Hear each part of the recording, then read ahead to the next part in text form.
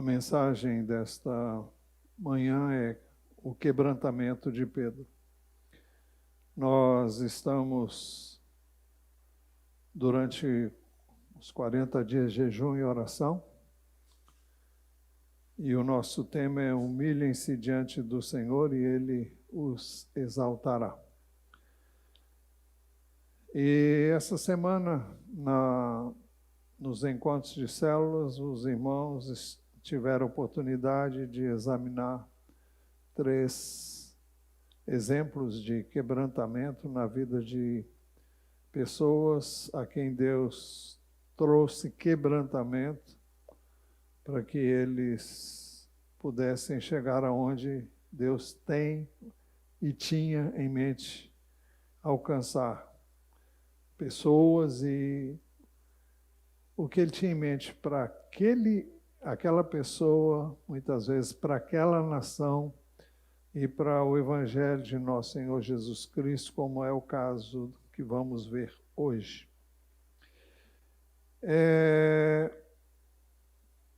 Eu não sei se nós sabemos quando estamos pedindo por quebrantamento.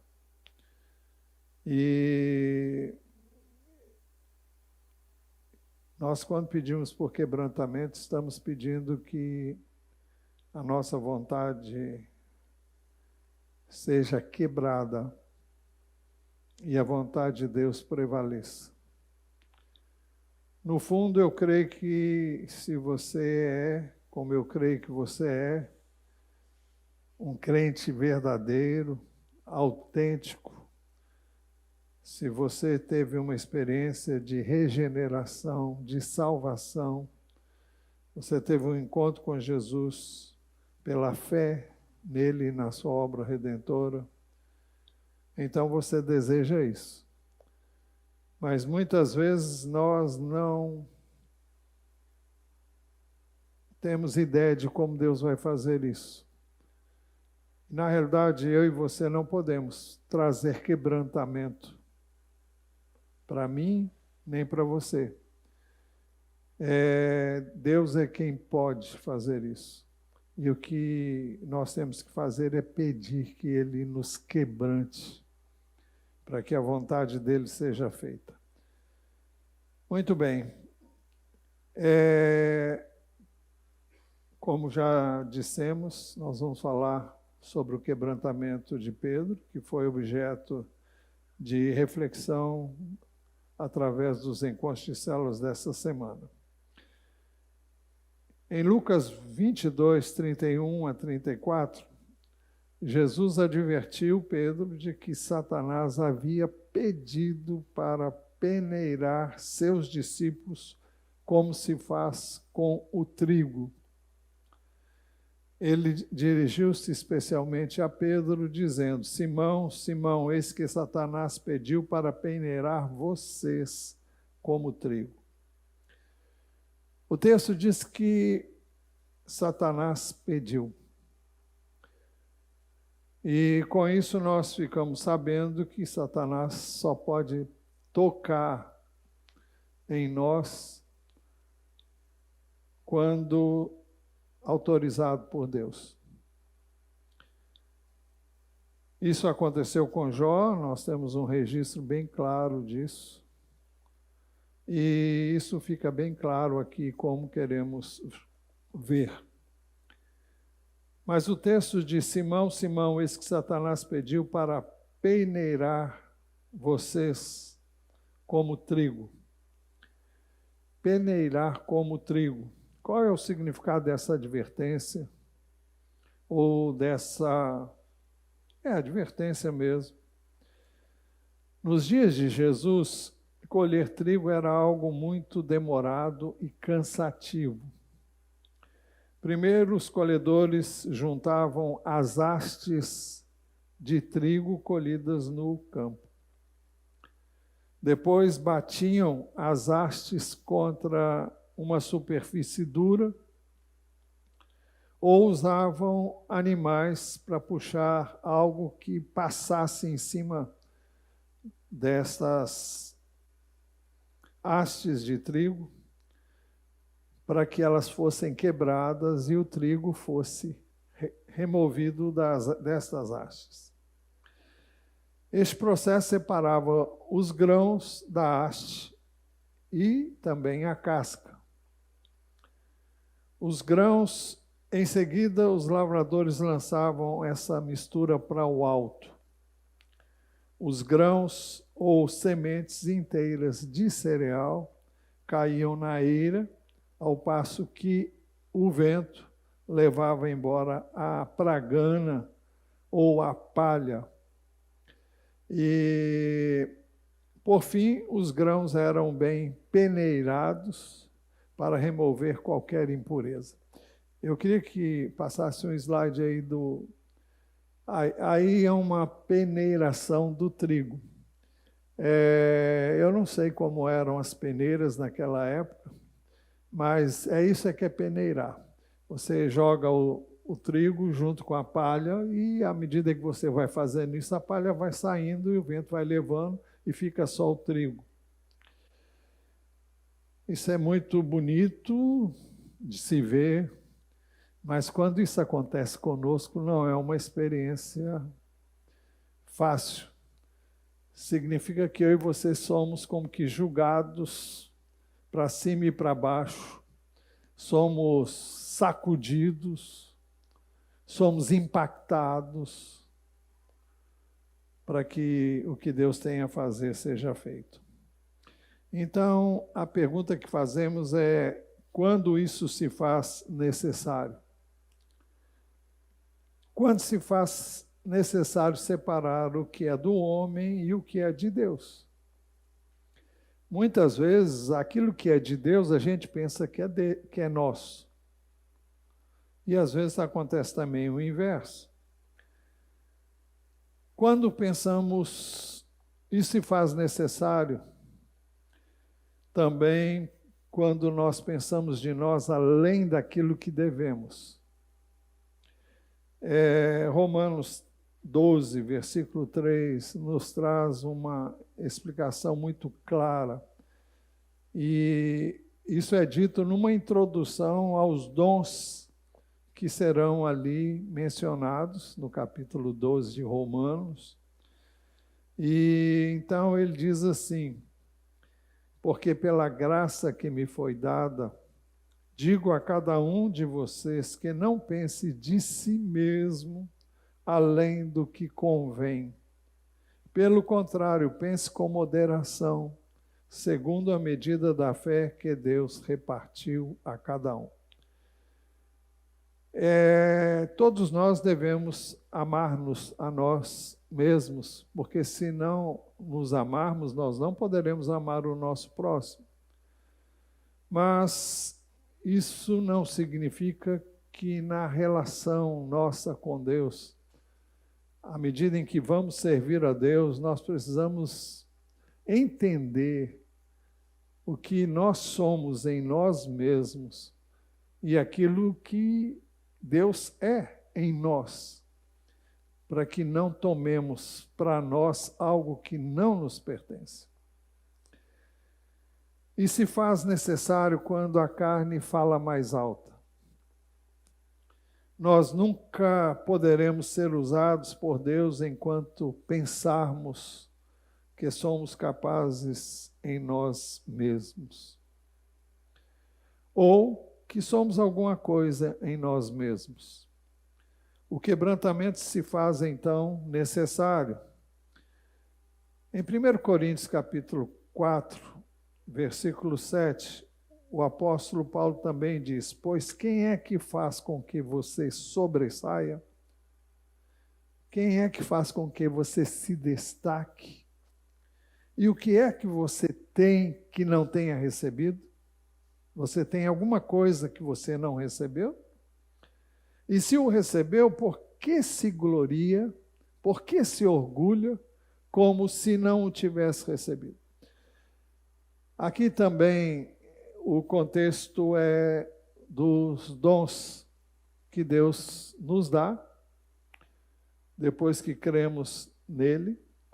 E quando Deus começa a usar alguém, seja em qualquer setor, quando ele se sobressai, quando ele aparece, quando ele se destaca de alguma forma, então é importante que essa pessoa saiba que é Deus que está fazendo isso. Mas não é para você aparecer.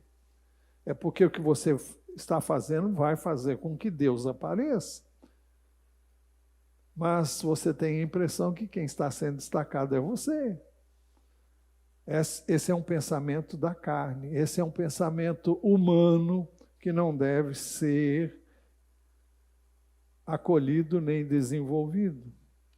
E ele diz, e o que é que você tem que não tenha recebido? Nós temos que entender que a obra de Deus não pode ser realizada senão pelo Espírito de Deus.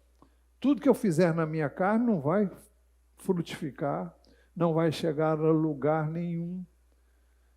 E ele diz ainda mais, e se o recebeu, por que se gloria como se não o tivesse recebido? Então, não há por que nos gloriarmos a não ser em Jesus, a não ser no seu Espírito que nos capacita a servir. Ele quer nos capacitar, ele quer nos encher dele. Mas é preciso que nós nos esvaziemos de nós mesmos, senão ele não pode encher um vaso que está cheio de si mesmo. O apóstolo Paulo era muito autossuficiente antes de ser quebrantado. E ele era fariseu. Fariseu era uma classe religiosa do tempo de Jesus que se destacava pelo seu rigor no cumprimento literal da palavra de Deus, no caso a lei, no cumprimento dos mandamentos. E Jesus criticou muitas vezes os fariseus porque isso muitas vezes era feito de forma formal, legalista, mas eram os religiosos mais fiéis do seu tempo. O apóstolo Paulo se gloriava disso. Ele chegou a escrever isso na epístola, aliás, ele falou isso em vários lugares, mas quando ele escreveu aos Filipenses, no capítulo 3, ele diz, no verso 3, porque nós é que somos a circuncisão. Fica meio sem sentido, sem ler tudo, mas eu não vou ler tudo, não. Nós que adoramos a Deus no Espírito e nos gloriamos em Cristo Jesus, em vez de confiarmos na carne. É verdade que eu também poderia confiar na carne, e ele vai dizer por quê. Se alguém pensa que pode confiar na carne, eu ainda mais. Fui circuncidado no 8º dia, ou seja, seguindo o que a lei determinava. Sou da linhagem de Israel, da tribo de Benjamim, hebreu de hebreus. Quanto à lei, eu era fariseu. Quanto ao zelo, perseguidor da igreja. Quanto à justiça que há na lei, irrepreensível. Ou seja, ele fazia tudo de acordo com o figurino. Ele fazia tudo de acordo com o que a lei preceituava. Então, se ele tivesse que se gloriar na carne, ele poderia se gloriar em todas essas coisas. Mas ele logo a seguir diz, mas o que para mim era lucro, isso considerei perda. Por causa de Cristo. Na verdade, considero tudo como perda, por causa da sublimidade do conhecimento de Cristo Jesus, meu Senhor. Por causa dele perdi todas as coisas e as considero como lixo para ganhar a Cristo. Pois bem, então o apóstolo Paulo, antes de conhecer o Senhor, ele era muito cheio de si. E ele podia se gloriar na carne, porque ele fazia tudo o que devia fazer. E nesse zelo, ele chegou a perseguir a igreja, perseguia os que seguiam a Jesus, até que ele foi quebrantado, impedido de continuar na sua fúria contra os que eram discípulos de Jesus. Então, o apóstolo Paulo era muito suficiente antes de conhecer o Senhor e antes de ser quebrantado. Todavia, depois de ser quebrantado, ele pôde dizer também, 2 Coríntios 3, 4 e 5, é por meio de Cristo que temos tal confiança em Deus, não que por nós mesmos sejamos capazes de pensar. Ele chega ao ponto de dizer que ele não é capaz nem de pensar alguma coisa como se partisse de nós. Pelo contrário, a nossa capacidade vem de Deus. O apóstolo dizia que até os seus pensamentos não eram dele. Então, todos nós temos que buscar um relacionamento com Deus que nos permita pensar de conformidade com Ele, com a sua palavra, e aquilo que nos for trazido seja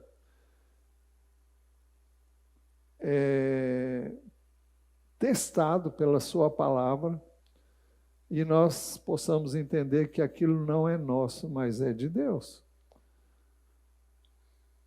E o meio de nós sabermos isso, de acordo com Hebreus, capítulo 4, versículo 8, é através da palavra.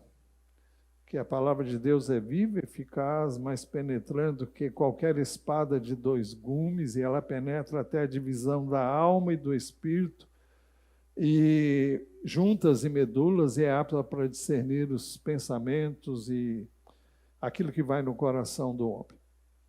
Então, é ela que vai nos ajudar a distinguir o que é de Deus e o que não é. Muito bem. Então, peneirar vocês como trigo. Vocês. É interessante observar que Jesus falou com Pedro, mas ele estava se referindo não apenas a Pedro, porque todos os discípulos foram peneirados. Mas Pedro, de uma forma mais contundente, talvez porque ele fosse mais impetuoso e talvez mais cheio de si. Mas eu creio que os outros não eram melhores do que ele, não. Mas, neste contexto, a advertência de Jesus foi dirigida de modo especial a Pedro. Lucas 22, 31 e 32, a primeira parte. Jesus disse: Simão, Simão, eis que Satanás pediu para peneirar vocês como trigo. Eu, porém, orei por você, para que a sua fé não desfaleça. Então, Jesus diz que deu a entender que ele autorizou que Satanás peneirasse a Pedro. Quando é que o inimigo fica livre para poder fazer o que ele gosta de fazer? Muitas vezes ele faz com muito gosto. É quando existe algo em nós que deve ser tirado. É quando Deus quer nos livrar de alguma excrescência, de alguma coisa que se torna em impedimento à ação livre dele em nós. Mas essas coisas doem, essas coisas machucam, essas coisas nos jogam no chão muitas vezes não sempre. E elas nos humilham, porque nós precisamos ser humilhados. Agora, Jesus disse que orou por ele, para que ele não desfalecesse, para que ele não desanimasse, para que ele não perdesse a sua fé. Eu, porém, orei por você para que a sua fé não desfaleça. Em João 17:15, nós temos o registro de uma oração de Jesus, dos maiores registros da Bíblia de uma oração que Jesus fez. E ali no versículo 15, ele diz assim: não peço, se referindo aos seus discípulos, não peço que os tires do mundo, mas que os guardes do mal. E essa oração de Jesus foi feita pelos seus discípulos e também por nós, que somos hoje seus discípulos. E é interessante que a Epístola aos Hebreus, no capítulo 7, versículos 25, diz que Jesus intercede sempre por nós. Por isso também, se referindo a Jesus, pode salvar totalmente os que por ele se aproximam de Deus, vivendo sempre para interceder por eles. Na realidade, todos nós somos indignos, todos nós somos falhos e todos nós somos susceptíveis a erros e a pecar contra Deus e contra quem quer que seja. Mas Jesus sempre se interpõe em nosso favor, e não apenas quando nós fomos salvos, mas continuamente Ele faz isso. E o tempo todo Ele intercede, Ele se interpõe, porque se Deus agir com justiça, nenhum de nós estaria aqui agora. Mas Jesus se interpõe com a graça que nos é dada através da sua morte e redenção na cruz por nós. E o tempo todo Ele está se colocando ao nosso lado e nos capacitando para superarmos as nossas fraquezas e vencê-las. É por isso que, escrevendo o apóstolo João, na sua primeira epístola, capítulo 2, ele diz que temos: meus filhinhos, essas coisas vos escrevo para que não pequeis. Todavia, se alguém pecar, temos advogado junto ao Pai, Jesus, o justo. Bom, eu sempre penso que vou dar conta e nem sempre, quase sempre não dou. De saber de cor que eu penso saber e não sei. Meus filhinhos, escrevo-lhes estas coisas para que vocês não pequem. Mas se alguém pecar, temos advogado junto ao Pai, Jesus Cristo, o justo. E Ele é a propiciação pelos nossos pecados, e não somente pelos nossos próprios, mas também pelos do mundo inteiro. Bom, como é que Jesus entra aqui? Aquele que advoga a nossa causa, aquele que se interpõe a nosso favor em toda e qualquer situação. Nós não devemos pecar, devemos fugir do pecado, mas se pecarmos, Ele está ali para nos ajudar a levantar e a sair dessa situação. Então, voltando para Lucas 22, 32b. Jesus recomendou ainda a Pedro, dizendo: e você, quando voltar para mim, fortaleça os seus irmãos. E você, quando voltar para mim, fortaleça seus irmãos. Eu não sei se os irmãos se lembram, mas quando Jesus foi preso, todo mundo fugiu. Não ficou um com Jesus. Pedro ficou acompanhando Jesus de longe, como nós vamos ver agora. Mas então Jesus está dizendo: e você, quando voltar para mim, quando você retornar da sua fuga, fortaleça os seus irmãos. Ele teria que passar por um quebrantamento para poder, então, ajudar os outros.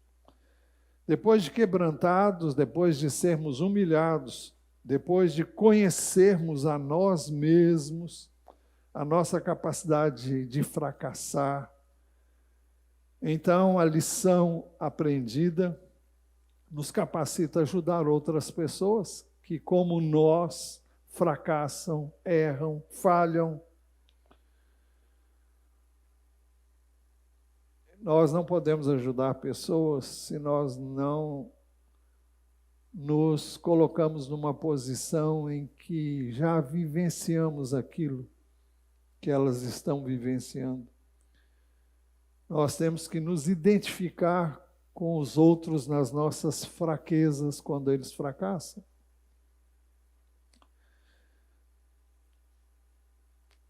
É por isso que Jesus disse: você, quando voltar para mim, fortaleça os seus irmãos. Todavia, antes de ser quebrantado, vamos para Lucas 22, 33. Pedro, confiante em si mesmo, afirmou: estou pronto para ir com o Senhor, tanto para a prisão como para a morte. Será que Pedro era hipócrita? Eu creio que não. Mas ele estava pensando que ele podia. Não, eu tiro isso de letra. Eu estou pronto para ir com o Senhor, tanto para a prisão como para a morte. Vocês viram um testemunho de um ucraniano que veio a ser um missionário autóctone no seu país, um missionário nativo no seu país. E vocês viram um homem quebrantado.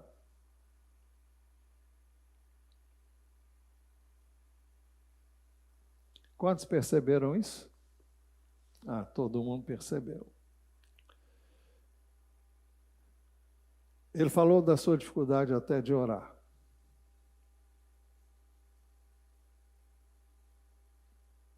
Ele falou da sua dificuldade de buscar a presença de Deus.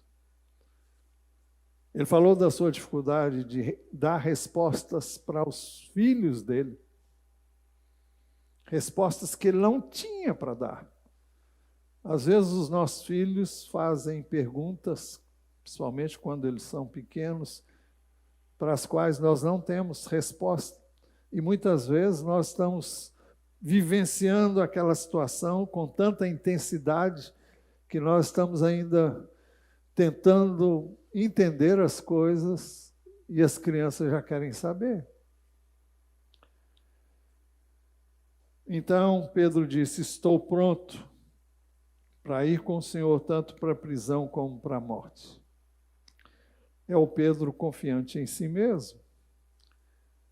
É o Pedro que não conhece a si mesmo. É a carne falando alto, falando soberba, com orgulho, pretensamente. Quando agimos ou pensamos assim, estamos revelando que ainda não fomos quebrantados. Quando você pensa, eu sou o bom, quando você pensa, eu sou o cara, você ainda não conheceu o cara.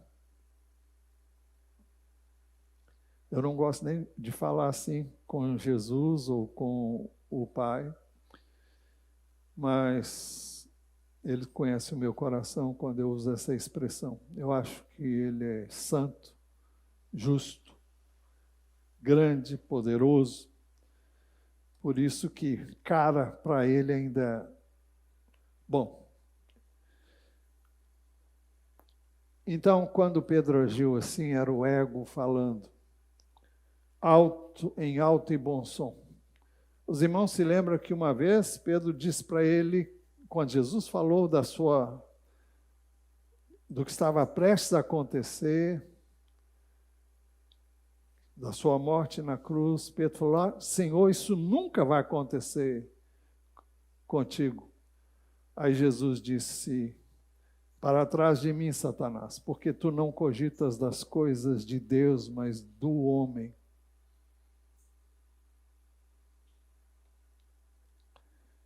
Jesus advertiu, agora 22:34, Lucas 22:34. Jesus advertiu Pedro mais uma vez, dizendo: eu lhe digo, Pedro, que hoje, antes que o galo cante, você negará 3 vezes que me conhece. Eu lhe digo, Pedro, que hoje, antes que o galo cante, você negará 3 vezes que me conhece.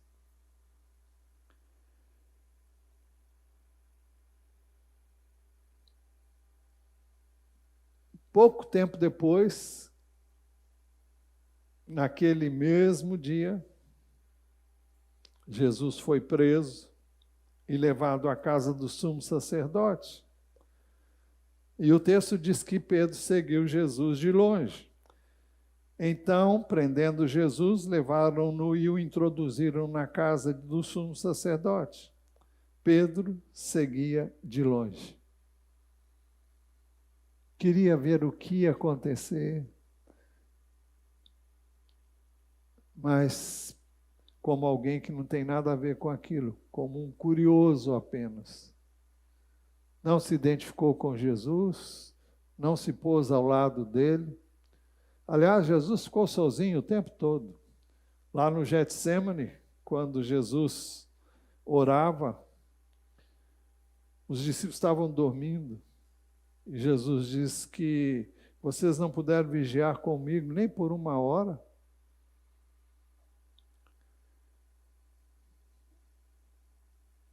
Continuando, Lucas 22, 55 a 57, Pedro foi peneirado pela primeira vez e negou conhecer Jesus.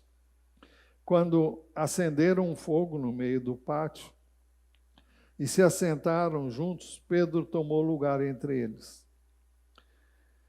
Uma empregada, vendo-o sentado no fogo, perto do fogo, fixou os olhos nele e disse: este também estava com ele. Olha como Satanás está usando uma pessoa para colocar o dedo na ferida de Pedro. Este também estava com ele. Mas Pedro negou, dizendo: mulher, não o conheço. Vocês podem imaginar o tamanho do pecado de Pedro? Pedro participou dos momentos mais íntimos de Jesus.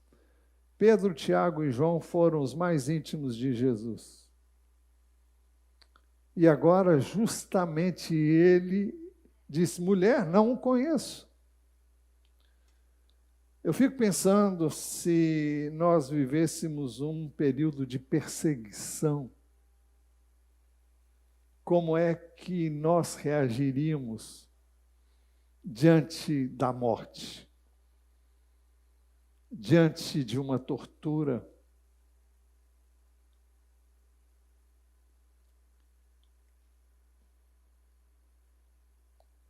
Não tardou muito e Pedro foi peneirado pela 2ª vez e negou ser um dos seus seguidores, dos seguidores de Jesus, Lucas 22, 58. Pouco depois, outro homem, ao ver Pedro, disse: você também é um deles.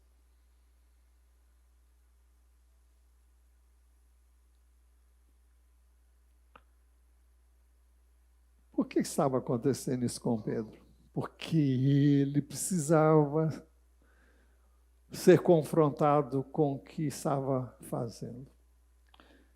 Ou com o que ele era e ele não sabia que era capaz disso. Mas Pedro disse: homem, eu não sou um deles. Eu não sou discípulo dele. Eu não tenho nada a ver com ele. Eu não sou seu seguidor.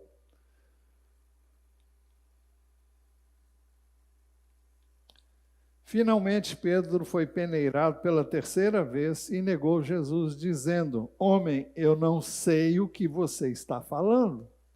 O texto diz assim, versos 59 a 60. E tendo passado cerca de 1 hora, outro afirmou, dizendo: com certeza, este também estava com ele, porque também é galileu. Ele não viu Pedro com Jesus, mas ele viu na pronúncia de Pedro uma pronúncia de quem era da Galiléia. Mas Pedro insistiu: homem, não sei do que você está falando. Meu Pai, misericórdia. Eu fico pensando, eu no lugar de Pedro, o que eu faria? Eu creio que eu faria talvez a mesma coisa, se não fizesse pior. A seguir, imediatamente e simultaneamente com a última palavra de Pedro, 4 coisas aconteceram. Primeiro, Pedro ainda estava falando quando o galo cantou. Logo, enquanto Pedro ainda falava, o galo cantou. Você se lembra do que Jesus disse? Que Pedro negaria ele 3 vezes antes que o galo cantasse. E assim que ele negou pela 3ª vez, o galo cantou. A segunda coisa que aconteceu foi que o Senhor se voltou para Pedro e fixou nele os seus olhos. Jesus estava preso ali no pátio. E Jesus percebeu o que estava acontecendo.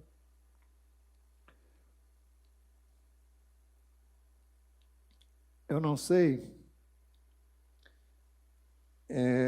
Jesus sabia do que estava para acontecer e do que iria acontecer. Mas pense como é que estava o coração de Jesus quando um dos seus discípulos chega e diz: olha, não sei do que você está falando, não sei, não conheço esse homem. Não... Negou Jesus 3 vezes. E Jesus olhou para ele. Quando o galo cantou, depois de ele ter dito a última coisa: homem, não sei do que você está falando. O galo cantou, o Senhor se voltou para Pedro e fixou nele os seus olhos. Então o Senhor voltou-se e fixou os olhos em Pedro. Imediatamente, versículo agora 3. Pedro se lembrou imediatamente do que o Senhor lhe dissera: hoje, antes que o galo cante, você me negará 3 vezes. O texto diz: e Pedro se lembrou da palavra do Senhor, como lhe tinha dito: hoje, antes que o galo cante, você me negará 3 vezes. E a 4ª coisa que aconteceu foi que Pedro saiu dali e chorou amargamente. E Pedro, saindo dali, chorou amargamente. Pedro havia dito: estou pronto para ir com o Senhor, tanto para a prisão como para a morte. E ele agora falhou feio pela 3ª vez. Jesus havia revelado: eu lhe digo, Pedro, que hoje, antes que o galo cante, você me negará 3 vezes que me conhece. Mas ele não imaginou que jamais pudesse fracassar. Ele não sabia de todo o seu potencial para negar o seu mestre e Senhor. Ele pensava que era invulnerável. Ele precisava conhecer-se. Ele precisava saber quem ele era na carne. Ele precisava de quebrantamento. Depois disso, Pedro nunca mais pensaria de si além do que devia. Ele jamais agiria prepotentemente. Ele aprendera uma lição que ninguém jamais esquece.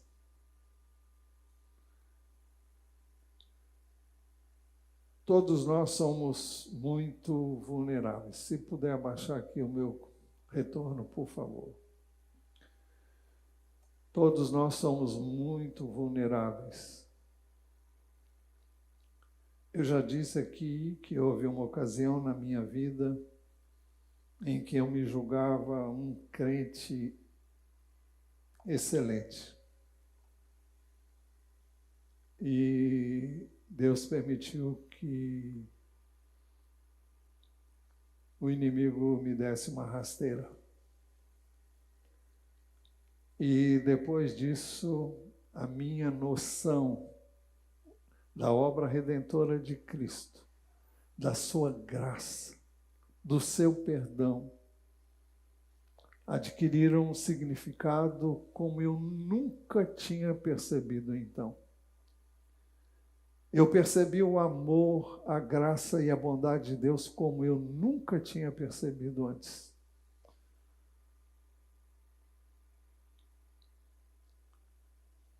É por isso que todos nós precisamos humilhar-nos diante do Senhor. Por isso, mais tarde, Pedro escreveu, 1 de Pedro 5, 5 e 6. Isso está na conclusão, por favor. Mais um, pode ir para lá. Aí. Peço igualmente aos jovens, estejam sujeitos aos que são mais velhos. Por quê? O jovem normalmente pensa que é dono do pedaço. Ele acha que ele pode todas as coisas, acha que os mais velhos são quadrados, são retrógrados, já passaram. Estejam sujeitos aos que são mais velhos. Que todos se revistam de humildade no trato uns com os outros. Por quê? Porque Deus resiste aos soberbos. E ele era um deles. Mas dá graça aos humildes. Quando você reconhece que você não pode. Quando você reconhece que você não é em si mesmo. Então, é hora de Deus agir e operar, e você não vai achar que é você, não. Portanto, humilhem-se debaixo da poderosa mão de Deus, para que Ele, em tempo oportuno, os exalte. Mas quando isso acontecer, você jamais vai pensar que é você. Você jamais vai tomar para você uma glória que só é de Deus. Em Marcos 16, 5 e 7, nós ficamos sabendo que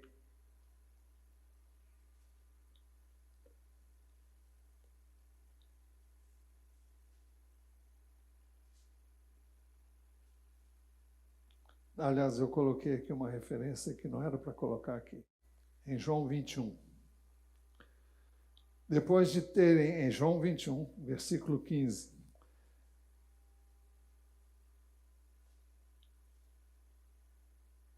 Ah, não, é aqui mesmo. Não coloquei errado, não. Vamos para lá outra vez. Não tem referência aqui, não. Marcos 16, 5 a 7. As mulheres que foram no túmulo de Jesus depois da sua ressurreição, e diz assim, versículo 5, entrando no túmulo, viram um jovem sentado ao lado direito, vestido de branco, e ficaram atemorizadas. Na realidade, era um anjo com aparência humana. Ele, porém, lhes disse, não tenham medo. Vocês procuram Jesus, o Nazareno, que foi crucificado. Ele ressuscitou, não está aqui. Vejam o lugar onde o tinham colocado. Mas vão e digam aos discípulos e a Pedro. Isso é muito importante. Vão e digam aos discípulos e a Pedro. Pedro precisava saber que o Senhor o queria. que ele vai adiante de vocês para a Galiléia, lá vocês o verão, como ele disse. Então ele está dizendo, mandando um recado para os seus discípulos, mas de modo especial que ele queria Pedro lá também. Porque que sentimento teria pairado sobre Pedro? Eu não sou digno. Eu não tenho cara para encarar Jesus agora depois do que eu fiz. Mas Jesus falou com ele. Fala para Pedro vir.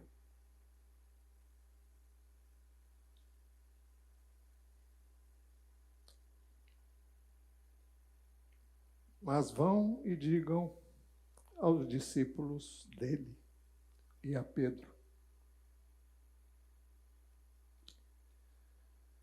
que ele vai adiante de vocês para a Galiléia. Lá vocês o verão, como ele disse. Em João 21, a partir do verso 15, diz assim: depois de terem comido, Jesus perguntou a Simão Pedro: Simão, filho de João, você me ama mais do que estes outros me amam?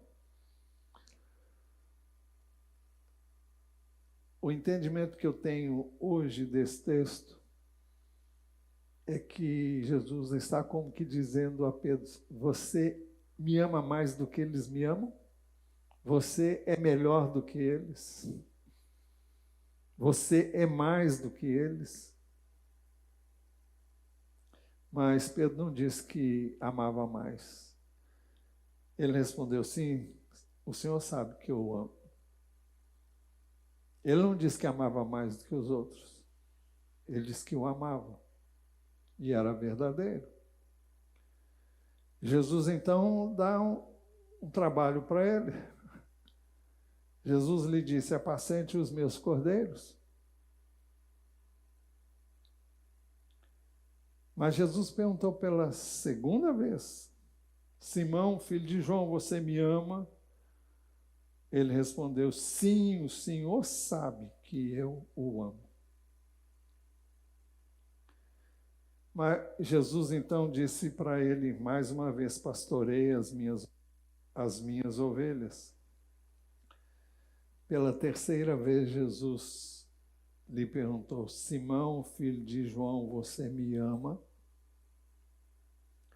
Pedro ficou triste por Jesus ter perguntado pela terceira vez: você me ama? E respondeu: o Senhor sabe todas as coisas, sabe que eu o amo. Jesus lhe disse: apacente as minhas ovelhas. Pedro negou Jesus 3 vezes e teve a oportunidade de se redimir 3 vezes.